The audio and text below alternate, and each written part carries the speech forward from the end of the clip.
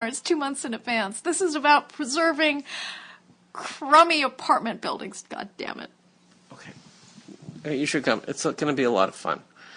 Okay, so let's talk about our guests. Okay, so we are going to interview thoroughly modern Myllie Taylor first. I will introduce Claudia Heller first. I will introduce her first because she'll be interviewed last. Okay, Claudia, she's great. President of Duarte Historical Society. They run the museum. The museum is in the home of Burn Fitts, former district attorney of the county of Los Angeles. Very interesting character. You should all go look up the Wikipedia page on Burn Fitts. Burn Fitts, I believe, is a character in your novel, Kim, if I'm not mistaken. Burn Fitts is in one of the last scenes of my novel, tying up all the loose ends. So she's not talking about Burn Fitts. She's talking about the Trails restaurant, near and dear to. You mentioned Chris Nichols earlier on this podcast. This was an early project for Chris Nichols, I believe. ModCom filed a motion in Superior Court over the Trails demolition, and a judge threw it out on a technicality. It's true. Yeah, and the vintage reporting that was done when people in the community were trying to tear the trails down, and then all of these weirdos from Los Angeles showed up, all the criticism from Los Angeles saying, no, you have to save it. People actually said things like, no, you don't understand. We can tear this down. We don't need to preserve this pile of rubble and junk in order to keep Route 66 in Duarte, because Route 66 runs right through Duarte. Okay, so we're going to talk about the trails. A lot of people still feel very strongly this is the first of several interviews on the trails, the remaining signage for the trails, which still exists. Oh, I thought that was a secret. Well, yeah, but no one knows where it is, so it's still kind of a secret. Okay, so there's a lot we're going to be digging up. Okay, so that'll be our second interview. Our first interview will be with Myllie. So let me get my notes on this because I want to set this. While you're getting that, let me say a little something about the trails. Just in case you don't know, closed in 2001, rather mysteriously, rather suddenly. The trails was the place where you went to, have a steak or a halibut, or what have you, have a fancy meal in an old Western environment and listen to really excellent piano music and drink. Organ music. And drink and hang out with characters. And there was a lot of smoking inside, which is why I didn't go down there. I was warned it was extremely smoky, and I was kind of persnickety, and I didn't realize I had a very short window in which to actually have this experience, because I had many friends who were like, come down, try to stump the organist, you'll never stump him. But I never got that opportunity. People still remember it very, very fondly, and I think you will too after you hear this interview. Thank you, Kim. So our first interview is with Myllie, thoroughly modern Myllie. We've interviewed her in the past. She's spoken quite eloquently on her childhood in East Los Angeles, Boyle Heights, her mother's restaurant, the bookie joint around the corner where she learned how to gamble, the ice cream shop, all that. We've interviewed her about the early days of La Mirada, her narrative, and now we're going to come back and we're going to have her tell us about Bill Neff. Bill Neff is Bill Neff was the grandson of Andrew McNally. He's the McNally map guy. And in the mid-1890s, McNally came to what is now La Mirada, purchased almost 3,000 acres, subdivided it, had this dream of olive and citrus farms run by retired gentlemen farmers who would be facilitated by the infrastructure he created to get the crops to the whole fell apart. Bill Neff comes back, brings the ranch back as in the middle of his life, and then in the late 1950s, he makes a decision to sell everything to a developer. Single developer buys the 2,500 plus acres of what is now La Mirada, and this is a really interesting story. And Myllie would go over to the Neff house, which is now a registered landmark in the city of La Mirada. We've given tours there. She would go over to this 19th century manor, into this little kitchen, and just talk to Bill into the night about the good old days. And it's a great interview because it's just it's the birth of a suburban city, and it's really interesting. It is, and it's not just any suburban city. It's one of the most ethically run cities we've ever run into. At least, I'm just very impressed with what they do for preservation. Okay. What you mean is, Kim, we cannot speak to the government of La Mirada. What we can speak to is going to a City of La Mirada Historic Preservation Committee meeting is like being put into a camera. I mean, this is not what preservation's like, but it is there. And you mean this in a good way. You mean like this is a joke, like everyone's really nice and everyone really cares, and why does everyone care so much? And they seem to have power. It's magnificent. Yes. Like the people from the city are actually listening to what the preservation board is telling them and saying, well, okay, we'll figure out how we're going to make that happen then. So it is just one house that they're dealing with. Let's put this in context. It is just one house. But that's enough for me. Yeah.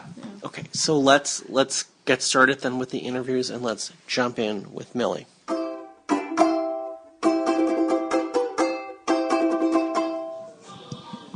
Myllie, I'm here with you. We're at Mexico 1900 in La Mirada. Restaurant has been here almost 40 years. It's very good. I want you to introduce yourself first of all, and then we'll get started. My name is Myllie Taylor. Be sure you spell it right. Myllie Taylor. I've been in La Mirada for going on 60 years. I've been eating at Mexico 1900 for about 35 years. Never had a bad meal, and I love it here. Perfect. Okay. Good. We're going to move the focus just a little bit. We're still going to stay in La Mirada. I want you to start.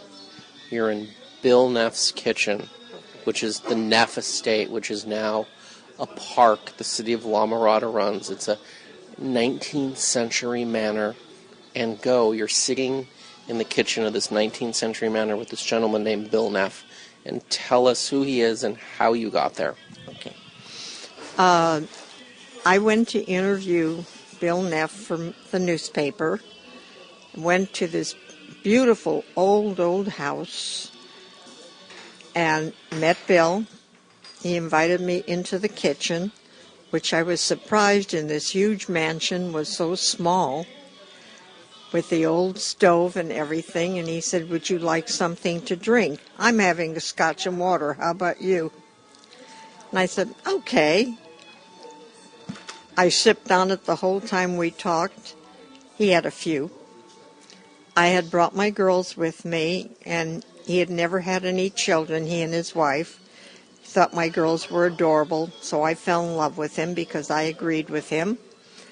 They played outside where he had all the geese and ducks and a goat, and just had a wonderful time out there while we talked. He had been raised in La Mirada.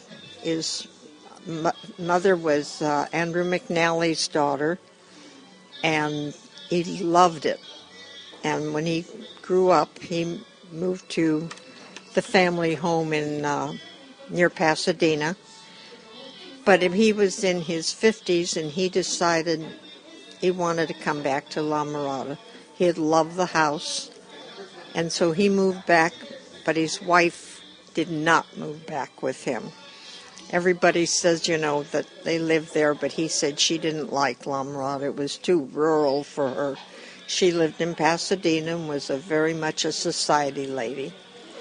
But he just liked the solitude and the animals and the park. And he was telling me after he'd come home, the war had ended, and all of a sudden all these developers were contacting him about selling the ranch.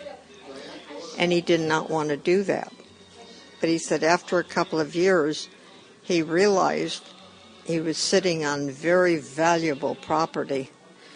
And he thought, but he didn't sell the whole ranch.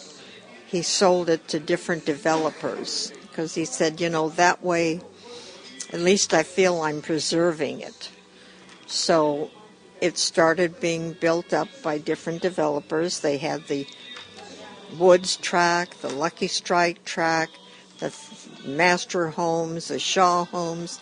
They were all different subdivisions. And he said, I drive around and I look at all these houses going up. And he said, it was quite nostalgic for me many times, but I realized I still had the land around the house.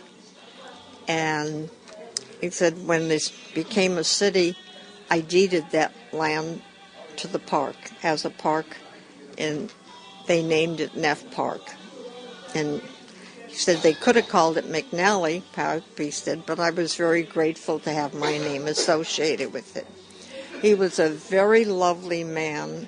He was a bit of a lonely man.